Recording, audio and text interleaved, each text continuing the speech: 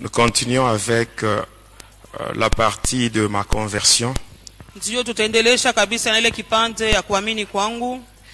La fois passée, on s'était arrêté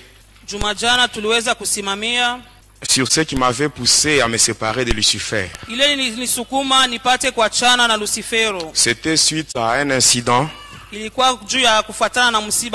s'était passé lorsque nous étions dans une réunion avec le diable.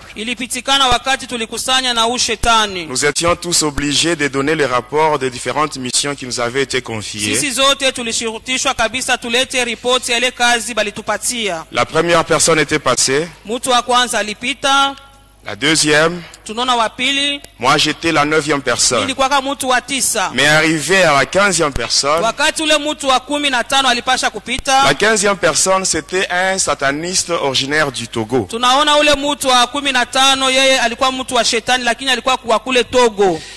Amen. Amina. Quand il devait donner le rapport de sa mission, il avait dit qu'il avait connu un échec. Amen. Amina. Et quand il cherchait maintenant à expliquer le pourquoi de son échec, il avait cité le nom de Jésus. Et nous tous, nous étions tombés ensemble avec le diable. Et moi, avant cela, je croyais que c'est le diable qui était au-dessus de toutes choses. Je croyais que sa puissance était au top. Alors comme j'avais un délai que le diable m'avait imposé, j'avais peur et je ne savais pas quoi faire. Alors lorsqu'il était tombé, juste parce qu'on avait prononcé le nom de Jésus, à ce moment-là, je m'étais dit, quand j'étais de retour à Likasi, je m'étais dit ceci. Donc cet homme, quand il me parle qu'il est au-dessus de toutes choses, à partir de ce qui vient d'arriver, j'ai fini par comprendre qu'en dehors du diable, il y a une puissance qui est au-dessus de celle de Lucifer. Et cette puissance, c'est la puissance du Seigneur Jésus. Amen, amen. Amina. Nous continuons aujourd'hui avec ma conversion. Mais le vendredi, je vais vous parler sur ma délivrance. Ce qui m'était arrivé le 20 décembre de l'année 2003. Le 20 décembre 2003. Lorsque j'étais mort. Et on se préparait déjà pour aller m'enterrer. Mais pendant ce temps-là, j'étais dans le monde astral. Plus précisément dans le séjour de mort, avec des chaînes et un cadenas au niveau de la bouche. Et tout était terminé pour moi. Amen. Amen. Quand tout était terminé, c'est là où maintenant Jésus avait pris maintenant la relève. Et c'est là qu'il m'a délivré. Ça, c'est ce que je vais expliquer le vendredi. Pour aujourd'hui, je continue avec ma conversion. Et la dernière fois, avant de terminer, je vous avais dit ceci. Ce n'était pas facile. Ce n'était pas facile pour que le diable puisse me lâcher. Avec tous les secrets que je connaissais. Avec toute la formation que j'avais reçue de sa part. Il m'avait formé pour combattre le chrétien. Pour détruire, saboter l'œuvre de Dieu. Il m'avait donné beaucoup de stratégies, beaucoup de techniques et beaucoup de stratégies, beaucoup de techniques pour combattre le chrétien et détruire, saboter l'œuvre de Dieu. Alors quand le Seigneur Quand j'ai cherché à donner ma vie au Seigneur Jésus, le diable, sachant très bien que si cet homme est délivré et qu'il commence à dévoiler mes secrets, beaucoup d'enfants de Dieu seront affermis et beaucoup de gens seront délivrés. Alors pour cela, je ne dois pas le lâcher facilement. Faire le pacte avec le diable, c'est facile. Mais se séparer avec Satan, c'est pas une chose facile. Amen, amen. Amen. Pour aujourd'hui, j'aimerais insister sur un point. Le Seigneur Jésus a besoin de nous aider tous. Et d'une manière particulière, il a besoin d'intervenir dans ta vie. Mais toi aussi, tu dois faire quelque chose. Comme la fois passée, je vous avais dit, si tu as besoin de l'intervention du Seigneur Jésus, il faut que tu prennes le risque de dire la vérité. Et en disant la vérité, le monde n'aime pas la vérité. Le monde va te haïr à cause de la vérité. Ta famille peut te rejeter. Tes amis peuvent t'abandonner. Mais Jésus, lui, ne va pas t'abandonner. À cause de la vérité, Jésus ne t'abandonnera jamais. Parce que lui-même, il est la vérité. Et à cause de la vérité que tu vas dire, Jésus ne va pas t'abandonner. Il est l'ami fidèle. Mais bien aimé, même quand vous venez à l'église, j'aimerais vous demander une chose. Quand vous venez à l'église, il faut se dire ceci. Amen. Les hommes de Dieu, le pasteur, les évangélistes, les intercesseurs, ce ne sont pas eux qui vont donner la solution à ton problème. C'est lui qui va donner la solution à ton problème. C'est lui qui va t'accorder la délivrance. C'est le Seigneur Jésus. Le pasteur, les intercesseurs, les évangélistes, ce sont des instruments que Jésus va utiliser pour la délivrance. Amen. Quand tu es dans la détresse, demande le secours de Dieu. Et ici, j'attire aussi l'attention de ceux-là qui servent encore le diable dans la sorcellerie et qui font des histoires dans l'église. Faites attention. On ne se moque pas de Dieu. C'est que l'homme aura semé. Il va moissonner tout le temps. Et quand tu fais des choses là, ne crois pas que Dieu ne te voit pas. Il te laisse l'occasion. Que tu prennes, que tu saisisses cette occasion pour changer. Mais si tu continues comme ça, dans l'église de Dieu, sache qu'un jour, lorsque Dieu va dire trop c'est trop, Dieu va te frapper, tu seras humilié. Même les gens qui te respectent, vraiment tu n'auras plus de valeur. Amen. Lisons la parole de Dieu. Le premier livre, nous lisons le livre des Psaumes, le chapitre 60 et le verset 13. Le deuxième livre, nous lisons l'épître de Paul aux Galates, le chapitre 6 et le verset 7. Le dernier livre, c'est le livre d'Ésaïe, le chapitre 66 et le verset 16. Psaume 60, verset 13, nous lisons au nom de Jésus. Donne-nous du secours contre la détresse. Le secours de l'homme n'est que vanité. Galates 6, verset 7, nous dit ceci. Ne vous y trompez pas. On ne se moque pas de Dieu. Ce qu'un homme aura semé, il le moissonnera aussi. Ésaïe 66, verset 16, nous dit ceci. C'est par le feu que l'Éternel exerce ses jugements. Et c'est par son glaive qu'il châtie toute chair. Et ceux que l'Éternel tuera, c'est que tuera l'Éternel seront en grand nombre. Amen. Amen, amen. Lorsque j'étais rentré de cette fameuse réunion qu'on avait eue avec le diable et qui a fini par l'incident où le diable était tombé ensemble avec nous lorsque le nom de Jésus était prononcé dans ce monde-là. Alors, quand j'étais rentré, je savais que le diable m'avait imposé un délai.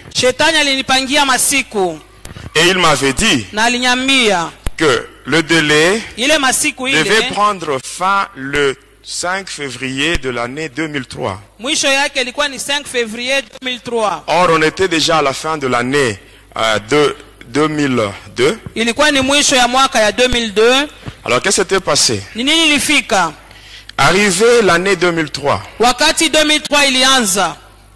Amen. Je m'étais dit ceci. Comme on a cité le nom de Jésus, là où nous étions, et que tous ensemble avec le diable nous étions tombés par terre. Alors je dois me rendre là où on cite ce nom-là. Et là je verrai les hommes de Dieu. Ils vont prier pour moi en citant ce nom-là. Et ainsi les démons qui sont en train de me déranger vont prendre fuite. Et ainsi que c'était passé, un jour, j'avais rencontré un ami. Son nom c'est le frère Thierry. Alors il m'avait conduit chez son pasteur. C'était à Likasi dans la commune de Kikula sur l'avenue Tanganyika. C'était la nuit. Il y avait une veillée de prière. Nous étions arrivés là à 21h30. Il y avait le pasteur et les intercesseurs. Ils étaient en grand nombre. Alors qu'est-ce qui s'était passé? On m'avait conduit chez le pasteur. On est allé se mettre quelque part avec le pasteur. Et là je lui relatais maintenant mon passé. Et après avoir terminé, il me dit ceci: ça va, nous allons nous occuper de ton cas. Mais pour l'instant, tu vas te mettre dans ce coin-là. Et il m'avait donné une chaise et je m'étais mis à bas. Et la prière avait commencé. Arrivé à minuit. C'était une veillée de prière où il y avait seulement les intercesseurs et le pasteur. Ils étaient plus de 30 personnes. Alors qu'est-ce qui s'était passé? Arrivé à minuit, le pasteur m'avait appelé. Il me dit: mets-toi là. Alors qu'est-ce qui s'était passé? On avait enlevé le banc qui était là. Alors il y avait un espace vide qui était resté. Et on m'avait demandé de me mettre là au milieu. Et les intercesseurs m'avaient entouré. Ils avaient formé un cercle. Et là ils commençaient à prier. Ils avaient beaucoup prié. Ils citaient le nom de Jésus. Mais je ne sentais rien. Je ne sentais rien. Ils avaient tellement prié de minuit jusqu'à 2h du matin. J'étais là, je les regardais et je ne sentais rien. Il n'y avait aucun effet sur moi, malgré que ces gens-là étaient en train de citer le nom de Jésus.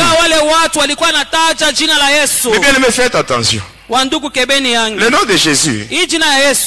Amen. Quand ce nom-là est cité par une personne qui vit dans le péché, il n'y aura rien. Mais si ce nom-là est cité par une personne qui marche dans la crainte de Dieu, et là automatiquement il y aura des effets. Ces gens-là priaient et à la fin ils étaient fatigués. Le pasteur était allé se mettre devant la porte. pastor anaenda kuikala kule kumulango. Alors eux, les intercesseurs, ils continuent à prier. Waombezi wanaendelea na kazi yao. Pendant qu'ils priaient, wakati walikuwa naomba, ils étaient fatigués. Bakachoka. Et comme ils voyaient qu'il n'y avait rien sur moi, vile baliona kuna kitu kinafanyika juu yangu, alors ces gens-là commençaient maintenant à me donner 2 coups de poing au nom de Jésus. Sasa bakaanza kunipika makofi katika jina la Yesu. On me donnait 2 coups au nom de Jésus. Wananipika mangumi katika jina la Yesu. Mais pendant qu'ils me donnaient des coups, wakati walikuwa napika mangumi, mais je sentais comme s'ils étaient en train de me gratter. Nilikuwa nasikia kama beko nanipalula kwa pa mwili. J'ouvre les yeux. Ninafungua macho yangu. Je regarde les intercesseurs qui m'entouraient. Ninaangalia wale waombezi walikuwa wananizingira. Ils étaient tous nus. Wote walikuwa uchi bila mavazi. Sans habit. Bila vazi hata moja. Si tu ne marches pas dans la crainte de Dieu, kama umongope Mungu, si tu n'as pas une vie de sanctification, kama una na maisha utakaso, ne t'hasarde pas de chasser les démons. Usifukuze mampepo mchafu. Mais tu vas faire la honte du nom de Jésus. Utamupatisha Yesu aya. Amen, amen. Amina. Alors quand ces gens-là me frappaient, wakati wale watu walikuwa wananipiga, alors là j'étais fâché. Pale nikakasirika. J'étais énervé. Nikakasirika. Et je me disais à moi-même, ndani yangu niko nasema, le fait de venir ici hivi tu nilikuja hapa et dévoiler tous mes secrets, na kutoa siri yangu yote, c'est une trahison vis-à-vis du diable. Amina, mkosea tu shetani. Alors comme il n'y a rien, vila kuna kitu, lorsque je vais rentrer chez moi, wakati nitarudi kwangu, on va sérieusement me frapper. Batanipika sana. Et avant que je sois frappé, na mbele ya mimi banipike, et là, alors là, je commence d'abord à faire frapper ces gens. Nyanja bale kuapika paka wenyewe bale kwa naniombea. Bon, je vous dis la vérité. Ni ukweli nyingi unasema hapa. Vous voulez que je puisse sauter cette étape? Mnapenda turuge? Je vous dis la vérité, hein, c'est que c'était passé. Alors là, je commençais à donner des coups. Ce n'était même pas des coups que je donnais sérieusement. Je poussais seulement ces gens. Et quand je poussais, ils sautaient pour tomber sur des bancs. Les bancs étaient cassés. Et là, j'étais sorti. Je suis sorti de l'église. Tel que j'étais. Quand j'étais arrivé chez moi, les esprits méchants m'attendaient. Et là, on m'avait sérieusement tabassé. On m'avait frappé. Et là, je saignais. Dans les narines, la bouche, même dans les oreilles. Et le lendemain matin, je m'étais dit, je dois encore chercher d'autres serviteurs. Malgré qu'on m'avait frappé, moi-même, j'étais allé voir un autre serviteur. Vous savez, bien aimé, si tu as besoin d'être délivré, toi-même, c'est toi la première personne qui doit manifester la volonté d'être délivré. Il ne faut pas qu'on puisse te forcer. Amen. On m'avait frappé la nuit. Mais le lendemain, j'étais encore chez notre serviteur. Il y avait un frère qui m'avait conduit sur l'avenue Sankuru. J'arrive là-bas. Il y avait un monsieur là, un pasteur là. Il avait son nom, mais à la fin, on ajoutait Fire. Je ne dis pas son nom. Alors quand j'étais entré là, qu'est-ce qui s'était passé? C'était un mercredi. Sur l'avenue Sankuru. Dans cette église-là, comme toiture, il y avait une bâche. Alors comme mur, c'était de nattes qu'on avait placé là. Il y avait beaucoup de gens. J'étais entré. J'avais vu le pasteur. J'avais causé avec lui. Il m'a dit, ça va, il n'y a pas de problème. Va te mettre là au fond, sur une banquette. Et j'étais allé là-bas et je m'étais assis. Et qu'est-ce qui s'était passé? Il a commencé à prêcher. Après la prédication, il devait maintenant conduire la prière. Il a demandé à ce que tout le monde se tienne debout. Alors quand tout le monde était debout, et le pasteur maintenant avait commencé la prière. Il avait donné un sujet de prière et les fidèles étaient plongés dans la prière. Et lui, il était en train de circuler. Il arrive là où j'étais, là au fond. Pendant que les autres étaient en prière, il arrive là où j'étais. Il se tient devant moi. Il me dit, frère, je viens de voir un blanc derrière toi. Il dit, ah bon, derrière moi il y a un blanc. Bon, comme tu as tué, c'est toi qui as vu ce blanc. Tu peux l'enlever de là, tu peux le faire sortir de là. Mais bien aimé, il y a des farceurs. Surtout ceux-là qui travaillent pour leur poche et pour leur ventre. Les farceurs. Et ils sont vraiment nombreux. Et ce sont ces gens-là qui rendent même les sorciers incrédules. Un sorcier, il entre dans l'église, il arrive même à envoûter les pasteurs. Comment est-ce qu'il peut donner sa vie au Seigneur Jésus?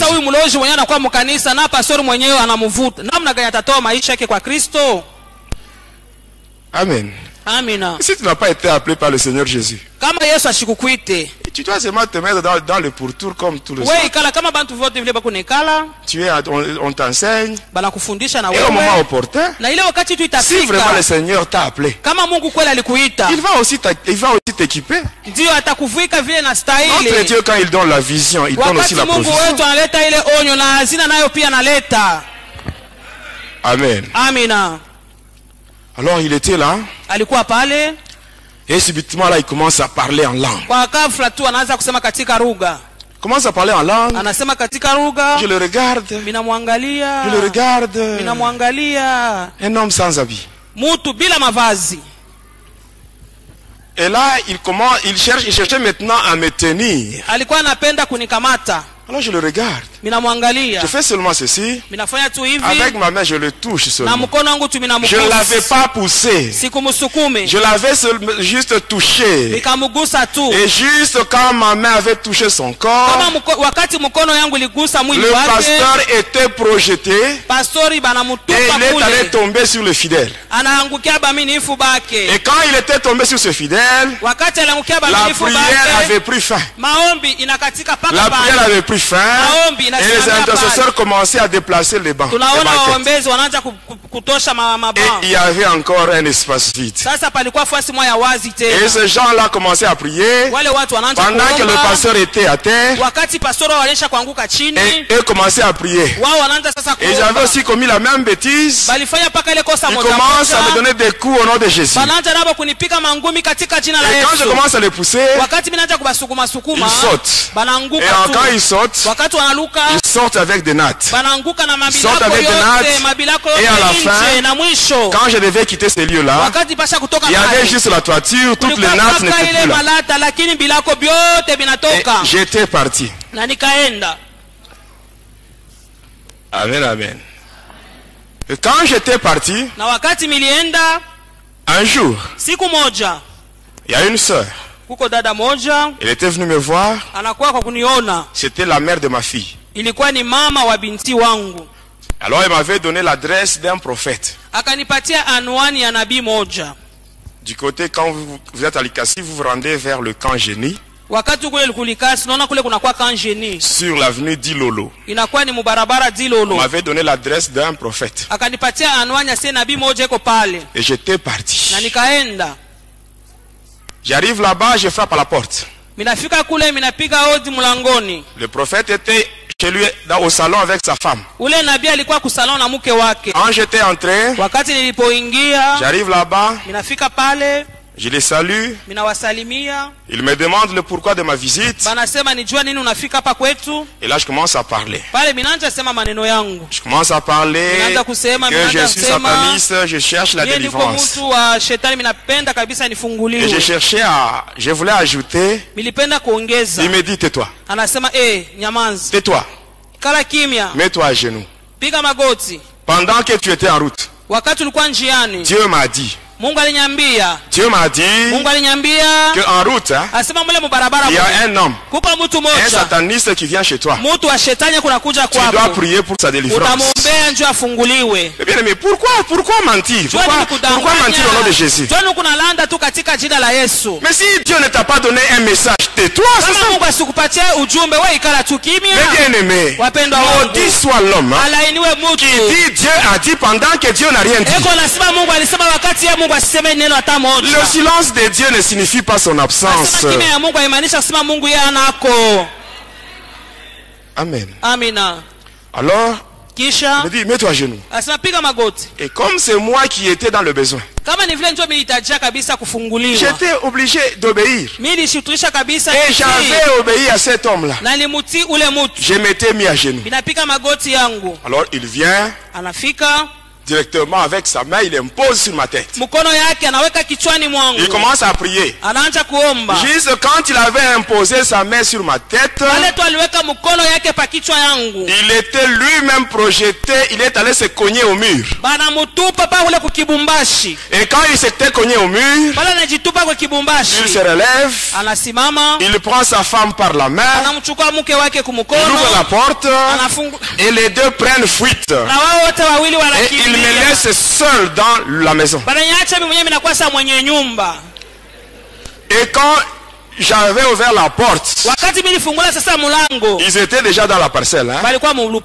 Et juste quand j'avais ouvert la porte, ils me voient, ils quittent la parcelle, ils se retrouvent maintenant sur la route. Et même les gens, les voisins étaient venus. Il y avait beaucoup de gens là-bas. Alors comme j'avançais, le prophète et sa femme, ils avaient quitté même la route pour aller maintenant dans la parcelle de l'autre côté. Lui qui avait dit que Dieu lui avait dit. Voyez, pourquoi tromper? Il y a des gens qui croient que non, Dieu agit seulement par la prophétie. Non. Parce qu'aujourd'hui, il y a même des prophéties fabriquées. Les vrais prophètes, ils sont là, ils existent. Mais ils sont en petit nombre. Mais ceux qui sont en grand nombre, ce sont les faux prophètes. Parce que même moi, j'étais prophète. J'ai parlé en langue. J'ai prophétisé. Amen. C'est triste. Et j'étais sorti de là, j'étais rentré chez moi. J'arrive chez moi, on m'attendait. Et là, on m'avait encore frappé sérieusement. J'étais resté chez moi. 2 jours plus tard, il y avait un autre frère qui était venu me voir. Et il me donne l'adresse d'un autre prophète. J'étais parti. J'arrive là-bas. Je frappe à la porte. Il me dit, n'entre pas. Il était à l'intérieur. Il me dit, n'entre pas. Commence par enlever tes souliers. Parce que ici, tu es sur un lieu saint. Enlève tes souliers vite. J'avais enlevé mes souliers. Et après, j'étais entré. J'entre dans le lieu saint. Je me retrouve dans le lieu saint, il y avait la natte. Et il me dit, mets-toi là. Et je m'étais assis sur la natte dans ce soi-disant lieu saint. Étant là-bas, et le prophète commence à prier. Il prie en langue. Et pendant qu'il priait, il était en train d'invoquer les démons. Bon, comme moi j'étais sataniste, je m'étais déjà familiarisé avec les démons. Quand quelqu'un invoque les démons, pour moi ce n'était pas difficile de découvrir. Il invoque les démons, je sens. Et après je le regarde, un sataniste de niveau vraiment très bas par rapport à moi. Alors je me lève, je dis, toi, wewe tu oses faire ça sur moi. unapima kufanya hii maneno juu yangu. J'avais fait ce geste. Minafanya tu hivi. Je fais ça. Minafanya hivi sur son visage. pa uso wake. Je cache ça derrière moi. Naificha nyuma yangu. Et je crache sur lui. Na mimi namutemea mate. Et j'étais parti. Na mikaenda. 2 jours plus tard, masiku mbili kisha, le prophète était mort. Ule nabii akakufa. Et par après, j'ai continué toujours. Kisha yake mimi nilikuwa tunaendelea na safari yangu. Et après, na kisha yake on m'avait donné l'adresse bakanipatia tena anwani nyingine d'une autre église ya kanisa ingine en ville. Mule mutauni.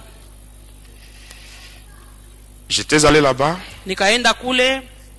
J'arrive à l'église. Minafika kule kukanisa. L'église était dans la même parcelle avec la maison du pasteur. Ile kanisa ilikuwa katika pango moja na nyumba ya pastori. J'étais entré. Nikaingia. J'entre seulement dans l'église. Minaingia mukanisa. Je cause avec le pasteur. Ninazungumza na pastori. Il y avait des mamans là, les intercesseuses. Kulikuwa wa mama sasa waombezi. Et après le pasteur me dit, kisha pastori ananiambia, aujourd'hui, leo tu seras délivré. Utafunguliwa. Et quand il me dit ça, wakati ananiambia ile, j'étais content. Nikafurahi. Après quelques minutes, kisha kuna kwa tu madakika chache, j'entends des bruits. Minasikia makelele. Comme le hurlement du cheval. Kama vile mafarasi ikuna. Alors quand j'avais juste entendu ce bruit là, wakati nisikia ile makelele ya alors wafarasi, là j'étais mal à l'aise. Pale milikosa kabisa parce que c'était un démon. Ilikuwa ni kipepo kichafu. Qui répond au nom de Karavanda. Jina lake Karavanda. Qui est le secrétaire du dragon de la mer. Anakuwa mwandishi wa ule joka wa bahari. Alors il était descendu dans l'église. Sasa akashuka mukanisa. Avec son fouet. Na fimbo yake. J'étais là debout. Milikuwa pale nishakusimama. Je ne faisais rien. Sikuwa nafanya kitu. Mais je voyais lakini milikuwa le naona pasteur et les intercesseuses, les mamans. Na bale ba mama waombezi. Karavanda avec son fouet. Karavanda na fimbo yake. Le fouettait sérieusement. Eko na wapika fimbo vile na stahili. Et ne voyait pas celui qui fouettait. Naona mwenye kuna wapika ni nani. Et ils avaient pris fuite. Na wote wakakimbia. J'étais resté seul nikabakia peke yangu dans l'église. Mukanisa. Les pasteurs étaient allés chez lui. Pastor akaenda kwake. Il prend de l'eau. Anachukua maji. Dans une casserole. Muchungu. De l'eau chaude. Maji ya moto. Il vient avec ça. Anakuwa nayo dans l'église. Mukanisa. Il entre. Anaingia. Je sais c'est pas de bouger. Minapima kutenga. Il lance ça sur moi. Ananitupia. C'était de l'eau chaude. Ilikuwa maji ya moto. Quand j'avais essayé de bouger. Wakati nilitaka kidogo. Il laisse là la casserole. Anaacha na kyungu il chenyewe. sort en courant. Anatoka mbio. Et j'étais resté seul. Nilibakia peke yangu. Et après. Na kisha. J'étais mouillé. Nikalobana. Parce qu'il avait versé de l'eau sur moi. Alimwanga maji juu yangu. J'étais mouillé. Nikalobana. Et là je sortais. Na pale bilikuwa natoka. De la parcelle. Mumpango. Alors quand je sortais, wakati bilikuwa natoka. Il me dit frère arrête-toi. Anasema ndugu simama kwanza. Alors je m'étais arrêté. Nikasimama. Il vient. Anasema kuja. Il me dit ceci. Ananyambia hivi. Frère. Ndugu. Dieu m'a dit. Mungu ananyambia. Dieu vient de me dire. Mungu anatokea mkunyambia pour ta délivrance. Dieu ufungulivu wako. Il faut faire la sélection. Il faut faire une coalition de 10 pasteurs. Asema changa wa pastori wa 10. Un seul pasteur ne peut pas prier pour toi. Asema pastori mmoja hawezi kukombea wewe. Mais bien aimé, ça c'est la folie. Hii ni mazimu wapendwa. C'est la folie. Mazimu. Amen. Amina. Tu peux être seul. Unaweza kuwa wewe moya. Tu peux être seul. Unaweza kuwa wewe moya. Face à 100 ou à 1000 satanistes. Mbele ya wachawi ils ne peuvent rien faire contre toi. Hawawezi kitu hata moja. Parce que ceux qui sont avec toi wale wako pamoja sont en plus grand nombre que ceux qui sont avec eux. Wanakuwa mingi kushindia wale wanakuwa nao. Mais c'est ce qui s'était passé quand les Syriens étaient allés vers Élisée. Ile mambo ilipita wakati wa Suria walienda kule kwa Elisha. Son serviteur Géasi était en train de trembler. Ule Géasi mtumishi wake alikuwa avait vu les troupes des ennemis. Aliona vikosi vya wadui. Et Élisée lui avait dit. Elisha akamwambia, n'aie pas peur. Wewe usiogope. Ceux qui sont avec nous wale wanakuwa pamoja nasi sont en plus grand nombre que ceux qui sont avec eux. Wengi sana kushinda wale wanakuwa nao. Toi seul. Wewe mwenyewe. Toi seul. Wewe mwenyewe. Mais Tu peux détruire ou saccager tout un bataillon de démons. Si tu es avec Jésus, si tu as la crainte de Dieu, si tu as une vie de sanctification, c'est possible. Amen. Moi, du moment que j'ai donné ma vie au Seigneur Jésus, je n'ai jamais eu peur de qui que ce soit. Peur de quoi? Si le diable lui-même, m'a vomi, alors le petit sorcier ici, le sorcier, le petit bébé qui, le petit moustique qui vole sur le balai, le petit rosicrucien qui fait des bruits à Lubumbashi. Mais avoir peur de ces gens-là. Mais ils sont plus petits. Parce que c'est lui qui est en nous. Mais il est plus fort plus que tous les démons qui sont dans les catcheurs, les rosicruciens, les sorciers. Mais bien aimés, nous devons vivre ce qui est écrit dans la parole de Dieu. Amen. Pourquoi avoir peur? Moi, tel que vous me voyez, je peux passer même à minuit. Je passe à côté d'un cimetière. Je ne vais pas avoir peur. Parce que je sais que mon Dieu à moi, il est puissant. Je peux marcher tête haute, poitrine bombée en balançant le bras. Je passe. Parce que j'ai confiance. Et je connais ma relation avec Jésus. Je connais ma relation avec mon Dieu, mes bien-aimés. Voilà pourquoi même quand je témoigne, il y a des petits sorciers qui m'envoient des flèches. Tout ça, quand ils font tout ça, moi j'ai pitié de ces gens. J'ai pitié de ces gens parce qu'ils ne peuvent rien me faire. Si Dieu est pour moi, qui sera contre moi, mes bien-aimés? Pourquoi avoir peur? Tu trouves on a placé des fétiches la nuit. Tu te réveilles le matin, tu commences à trembler. Prends ces choses, brûle au nom de Jésus, il n'y aura rien. Amen. Quand tu as peur, quelque part, si tu as peur, ça veut dire quelque part ta relation avec Jésus n'est pas bonne. Mais nous devons vivre ce que Jésus, ce que la parole de Dieu nous dit. Jésus lui-même il dit, voici je vous donne le pouvoir de marcher sous les serpents, les scorpions, sur toute la puissance de l'ennemi et rien ne pourra vous nuire. Et c'est la vérité. C'est la vérité. Moi on m'a déjà piégé à maintes reprises.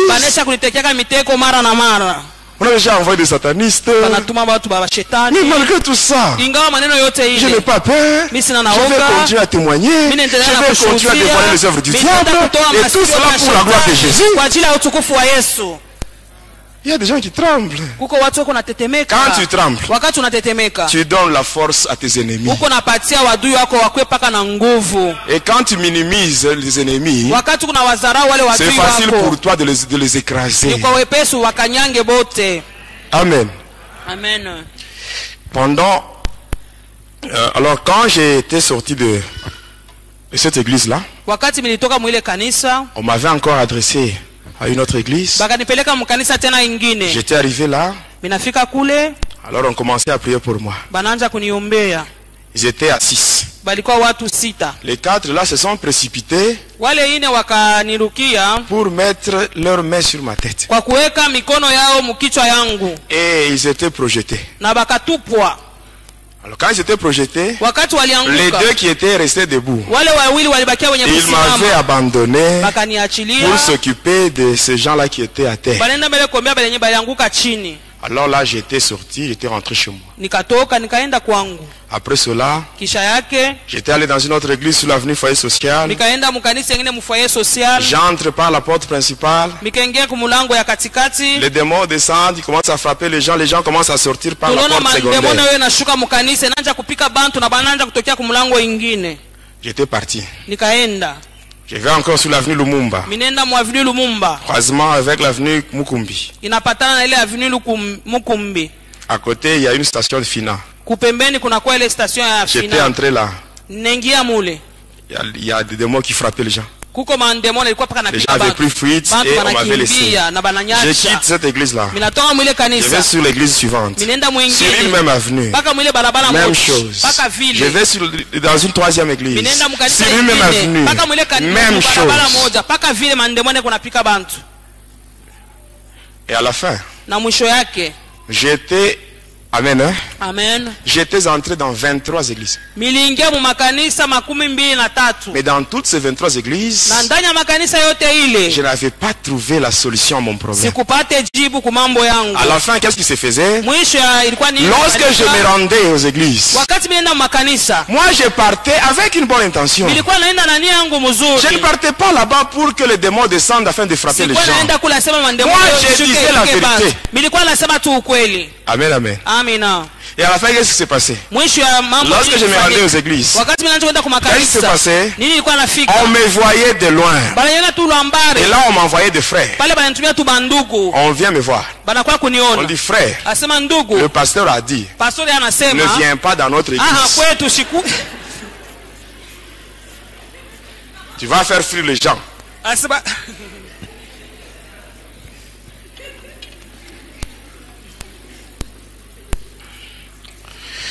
Amen. Amen. On m'est chassé. Et les si on disait, cet homme-là, avec ce nom-là, le nom-là que j'avais, on disait non, cet homme-là, il ne peut pas être délivré. Vous ne savez pas, cet homme-là, c'est lui-même le diable. C'est ce que les gens disaient. Et c'est ce qui était connu. On ne voulait plus de moi dans les églises. Alors, comme on ne voulait plus de moi, je m'étais dit, comme on ne veut plus de moi dans les églises. Or le diable lui aussi il va me tuer si je ne donne pas 2 personnes de ma famille. Alors qu'est-ce que je dois faire? Que je rentre dans ma famille et que je dise la vérité. Peut-être en leur disant la vérité, ils peuvent remédier à mon problème. Alors un matin, j'avais pris mon courage. J'étais allé dans ma famille. Mon père était là. Mes frères et sœurs étaient là. Sauf ma mère, elle était en Zambie. Et quand j'étais arrivé là, il y avait un oncle paternel qui était venu du village. Il était de passage à la maison.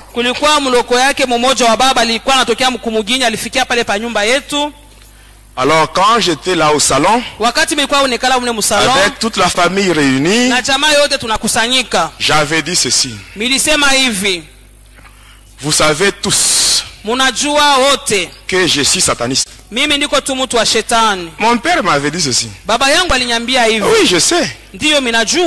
Oui, je sais. Et ton père c'est le diable. Oui, c'est ce que mon père m'avait dit. Parle vite. Nous avons d'autres choses à faire. Alors j'ai dit ceci. Vous savez que je suis sataniste. Et maintenant, au moment où je vous parle, on m'a demandé de tuer 2 personnes. Et les 2 personnes qu'on m'a demandé, les 2 personnes que je dois tuer, c'est parmi vous qui êtes ici. Amen, amen. Mettez-vous à leur place. Mettez-vous à leur place. Amen. Amen. J'avais dit la vérité. J'avais pris le risque de dire la vérité. Et quand je disais cette vérité-là, je n'avais pas une mauvaise intention. Je disais la vérité. Et c'est ce qui était réel. Et avant de me répondre, alors tout le monde commençait à pleurer. Hein? C'était déjà le deuil. Il n'y avait pas quelqu'un qui était mort, mais c'était déjà le deuil. Et par après, les voisins même étaient venus pour demander celui qui était mort. Et par après, mon père s'était ressaisi. Alors il a réuni tout son courage. Il me dit ceci. Ananiambia hivi. Tu vois? Unaona? Ma maison à moi. Hii nyumba yangu. Ce n'est pas un poulailler. Haina fasha wa nkuku. Ce n'est pas une boucherie. Haina fasha kuua manyama. Où tu dois prendre ce que tu veux pour ton père le diable. Ile unaweza kuchukua kwenda mpelekea baba yako shetani. Et au moment où je te parle. Na wakati niko nasema na wewe. Tu quittes ma maison. Toka mnyumba yangu. Tu quittes et sache qu'à partir d'aujourd'hui tu n'es pas mon fils. Tu n'es pas mon enfant. Et ces gens que tu vois ici, ils ne sont pas tes frères ni tes sœurs. Alors tu dois aller. Tu dois quitter ma maison. Il appelle son jeune frère. Il lui fait une lettre. Et il lui dit, tu dois rentrer au village. Et lorsque tu seras là-bas, tu leur diras, s'ils apprenaient qu'il y a deuil à Likasi, ils sachent que c'est cet homme ici qui vient de tuer. C'est ce qui s'était passé. Et là, je ne savais pas, je ne savais plus où aller. J'étais sorti de ma famille, chassé de ma famille. Les églises ne voulaient pas de moi. Ma famille m'avait rejeté. Tous les amis que j'avais, ils m'avaient abandonné. Tous ces amis à qui je payais la bière, ils n'étaient plus là. Et j'étais resté seul. Seul. Et je souffrais. Je souffrais. J'étais sorti de là. Je ne savais pas où aller. Je n'étais pas tranquille. Et là, j'ai resté au marché. Moi, je dormais au marché. En dessous des étalages. C'est là où je dormais. Moi qui servais le diable. Moi qui avais servi le diable pendant 25 ans. Moi que le diable avait demandé d'appeler papa. Et ce jour-là, lui qui était mon papa, il m'avait abandonné. Mais bien aimé, dans le moment de détresse, demandons le secours de Dieu. Le secours de l'homme n'est que vanité, mes bien-aimés. Et j'étais triste. Et là, je prenais tous les drogues nécessaires pour chercher à avoir la paix. Mais c'était sans succès. Et pour finir, je m'étais trouvé une maison sur l'avenue Shaba. Et je m'étais installé là-bas. Et une nuit, je dormais. Alors là, vers 4 heures du matin, j'avais entendu de bruit. Des gens qui criaient. Et quand j'étais sorti, il y avait un cas de vol. Alors on avait dit que le voleur avait pris la direction, il avait pris la direction qui allait vers la droite. Alors ensemble avec ceux-là qui étaient là, on commençait à poursuivre le voleur. Et comme on ne l'avait pas trouvé, on était rentré.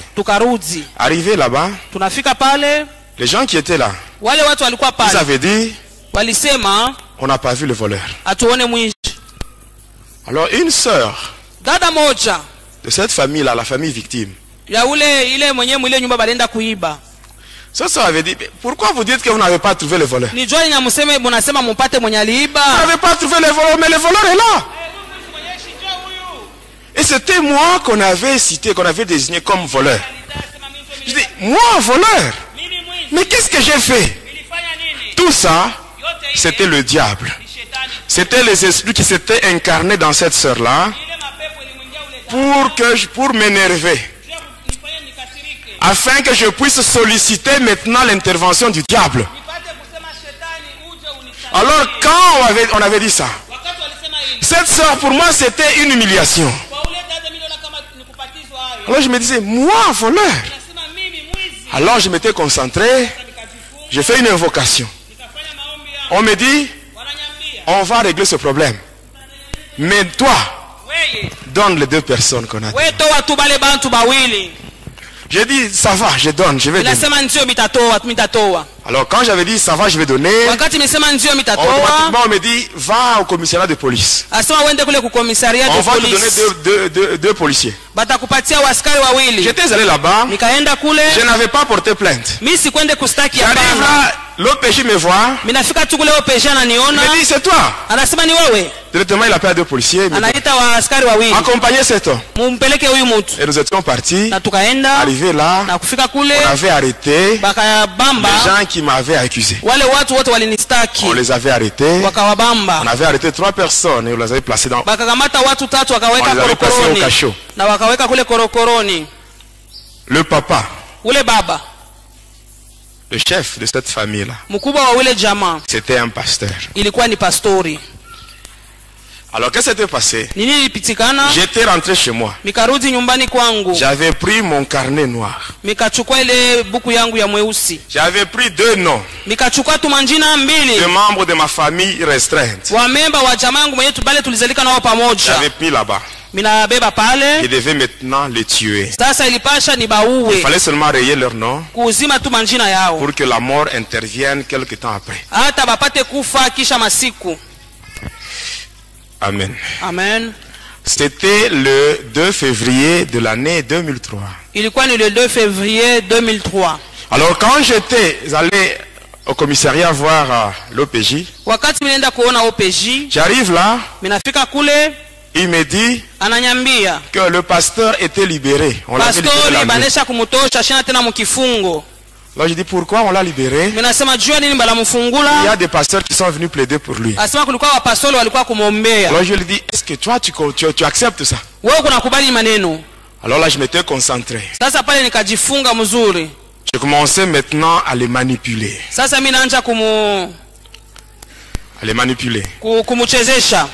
Et là je commence maintenant à lui dicter.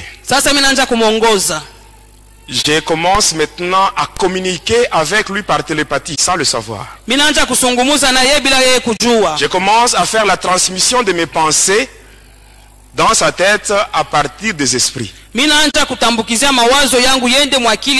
commence maintenant à rédiger un papier.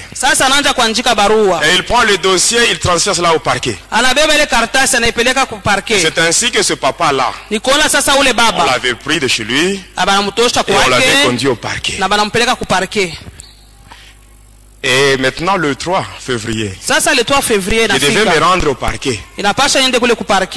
Et quand j'étais arrivé là, ce papa était là. Il tremblait.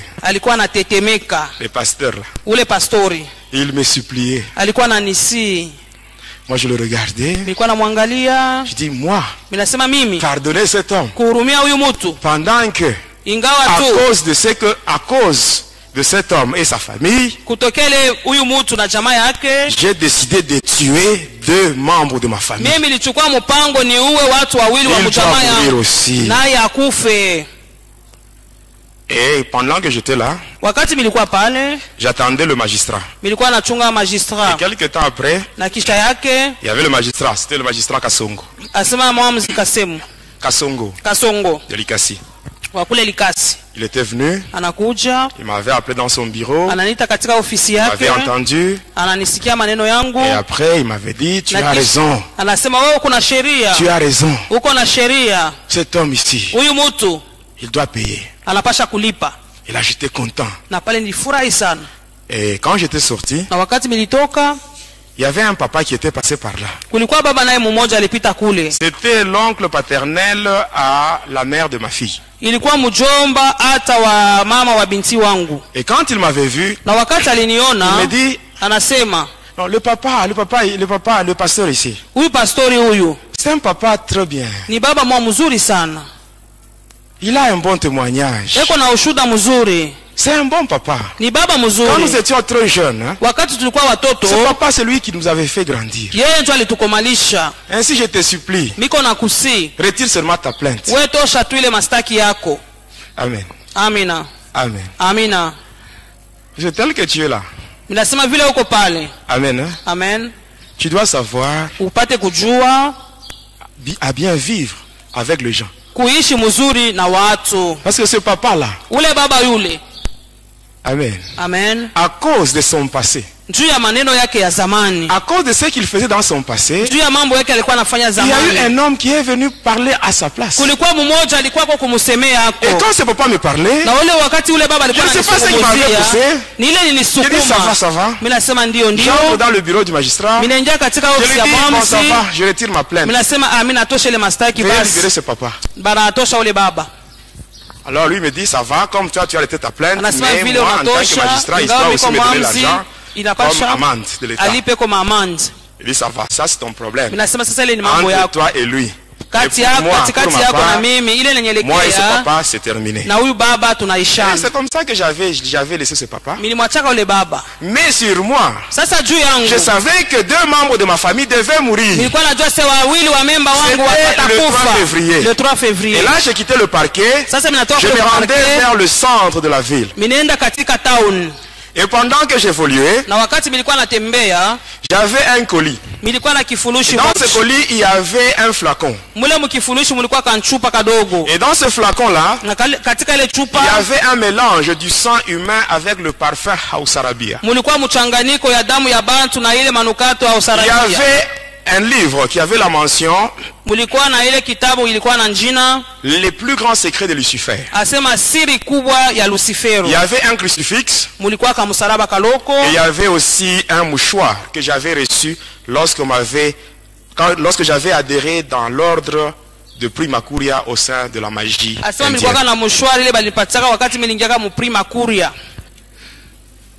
Vous connaissez le Prima Curia? C'est dans cet ordre-là qu'on s'est rencontré avec le président Mobutu. Même la vente de notre pays au diable. Notre pays, le Congo, quand il était encore Zaïre, Mobutu l'avait vendu. Et sachez que notre pays, pour sortir de la souffrance, Amen. Amina. Ce n'est que par la prière. Par la prière et la prière, c'est tout. Nous tous, nous avons vu. Lorsqu'il y avait les élections, les gens se disaient qu'avec maintenant les élections, il y aura des institutions qui seront maintenant établies. Et la paix va dans le pays. Et si nous voyons ce qui se passe, c'est pire. Amen. Amina. Et notre pays peut sortir de ce chaos seulement par la prière. Ainsi, l'Église a la mission de prier pour le pays. Il y a beaucoup de choses. Moi, je connais sur la vente de notre pays. À 2 endroits. La source du fleuve Congo et à l'embouchure. À partir d'une loge mystique qui a 8 dragons qui se trouve au niveau de Badolite, le temple de Kawele. Tous ces gens-là qui ont travaillé avec Mobutu dans le gouvernement de transition. C'était seulement la distraction. Ces gens-là, c'était des amis. Tous agents de Satan. Ils travaillent pour un même maître. Et ils ont un même objectif. Qui est celui de plonger les enfants de Dieu dans la souffrance. Parce que l'homme, dans sa nature, n'accepte pas facilement la souffrance. Quand la souffrance dure, l'homme finit par retourner chez le diable. Amen. Amina. Et pendant que je partais, j'étais en route. J'étais sur le boulevard de l'Indépendance. Étant arrivé à un niveau, j'évoluais vers le centre-ville. Alors pendant que je passais, il y avait une église. Dans cette église-là, on parlait sur la sorcellerie. On parlait sur la sorcellerie. Celui qui parlait, c'est celui qui faisait la modération. Alors quand j'avais entendu cela, je m'étais dit, mais ces gens, avec leurs églises, ils parlent toujours sur la sorcellerie. Ils parlent sur la sorcellerie, le satanisme. Mais si un sataniste ou un sorcier se présente, ils ne font rien. Ainsi, Je vais entrer ici. Je vais appeler les démons. Et ils vont frapper tous ces gens pour qu'ils ne puissent plus parler sur la sorcellerie. J'étais entré. Je m'étais mis sur une place. Et les chrétiens étaient là. Ils priaient. C'était le matin. C'était le matin. À l'intercession matinale. J'étais là. Et après, l'homme là qui devait conduire la prière, il dit ceci: vous tous qui êtes assis, quittez vos places et venez vous mettre ici. J'avais laissé mon colis là-bas et j'étais venu ensemble avec le vrai chrétien. J'arrive là, je me mets à genoux. Tout le monde était à genoux. On avait donné une requête et les gens priaient les yeux fermés. Moi aussi j'étais là avec les yeux fermés. Pendant que les autres priaient, moi j'ai invoqué les démons. J'ai invoqué les démons. D'habitude, chaque fois que j'ai invoqué les démons, quand les démons sont en route, je regarde dans ma main. Je vais voir apparaître l'ombre. Alors ce jour-là, j'étais à genoux. Je commence à invoquer les démons. J'invoque. Je regarde dans ma main. Il n'y avait rien. J'invoque. Je regarde dans ma main. Il n'y avait rien. Mais pendant que j'étais à genoux, je sens au niveau de la toiture une petite chaleur. Et cette petite chaleur, elle ne faisait que descendre progressivement. Et pendant que ça descendait, la chaleur augmentait d'intensité. Et pendant que ça augmentait d'intensité, ce n'était plus la chaleur. C'était plus la chaleur, mais c'était le feu. C'était le feu. C'était le feu. Et pendant que ça descendait, c'était arrivé sur ma tête. Alors quand ça m'avait touché à la tête, mes bien-aimés, c'était terrible. Tel que j'étais sataniste, je suis arrivé devant un brasero. Il y a des braises là, bien allumées. Je peux introduire ma main là-bas. Je prends une braise, je ferme ma main. Et quand je vais ouvrir ma main, vous verrez que la braise sera éteinte. Mais ce jour-là, le feu qui était descendu sur moi, ce n'était pas le feu de brasero, c'était le feu que je n'avais jamais senti. Et quand le feu descendait sur moi, ça ne s'était pas limité sur la tête, mais ça descendait dans mon corps tout entier jusqu'au pied.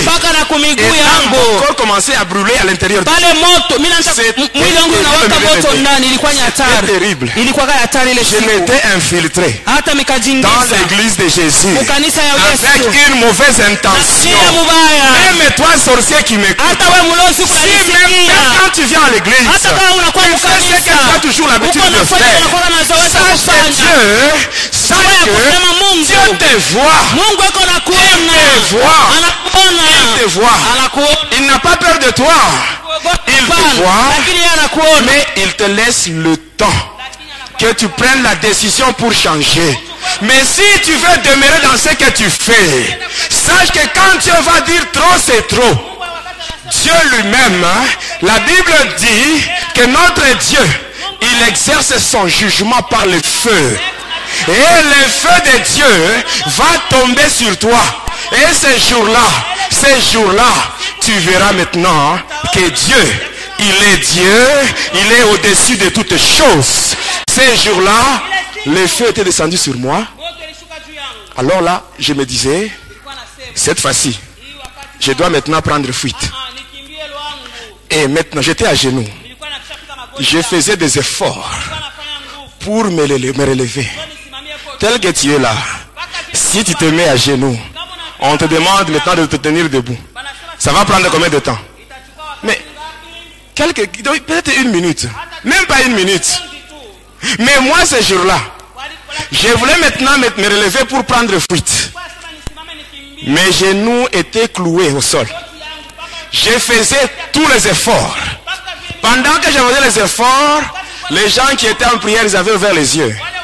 Ils m'avaient vu. Maintenant, la prière avait pris fin. Tout le monde avait orienté sa prière vers moi. Et c'est maintenant toute l'église qui envoyait le feu sur moi. Tout le monde envoyait le feu sur moi. Et c'était terrible. J'avais fait 10 minutes à genoux. C'est pour vous dire, mes bien-aimés, qui que l'on soit, sataniste, sorcier, magicien, tes genoux doivent fléchir devant Jésus. Quoi que tu sois, qui que tu sois. Et après les 10 minutes, mes bien-aimés, je m'étais concentré. Alors comme il y avait une forte chaleur, j'avais maintenant invoqué. J'invoque mon maître, celui de Kisangani. Il n'avait pas répondu. J'invoque le prêtre qui m'avait initié à la magie catholique. Sans réponse. Alors je me dis, comme tous ces gens ici ne veulent pas répondre, que j'invoque maintenant le plus grand maître. Et là, j'avais invoqué Lucifer lui-même. J'invoque Lucifer, même Lucifer ce jour-là, il n'avait pas répondu. Il n'avait pas répondu. Le diable n'a aucun pouvoir sur l'église de Jésus. Il n'a aucun pouvoir sur l'église de Jésus. Et à la fin, j'étais tombé. J'avais perdu connaissance. On m'avait fait sortir à l'extérieur. Étant à l'extérieur, même les gens qui passaient. Le matin, c'était à 9 h. Les gens qui passaient en ville, on les appelait, venez voir le sataniste qui est tombé. Même les gens qui me craignaient ces jours-là, j'étais complètement humilié. Parce que c'était au centre de la ville. Et étant à l'extérieur, quand j'avais pris un peu d'air, c'est ainsi que la communication avec Lucifer était rétablie. Il me dit, rentre là-bas. Rentre dans l'église et tue 2 personnes. Pendant qu'on me brûlait, il n'était pas là. Mais il me dit encore de rentrer. Voyez comment il est moins sérieux. C'est ça la grande différence avec Jésus. Mais bien aimé, c'est ça la grande différence avec Jésus. Quand tu pars en mission avec le diable, avec les démons, tu arrives là-bas, les choses commencent à se compliquer. Les démons et le diable, ils prennent fuite et ils partent. Mais si tu vas avec Jésus, les choses se compliquent. Jésus te dit, mets-toi derrière moi et moi-même, je vais maintenant combattre à ta place. Je vais combattre à ta place. C'est ça la grande différence avec Jésus. Pour aujourd'hui, on s'arrête par là et on continue prochainement.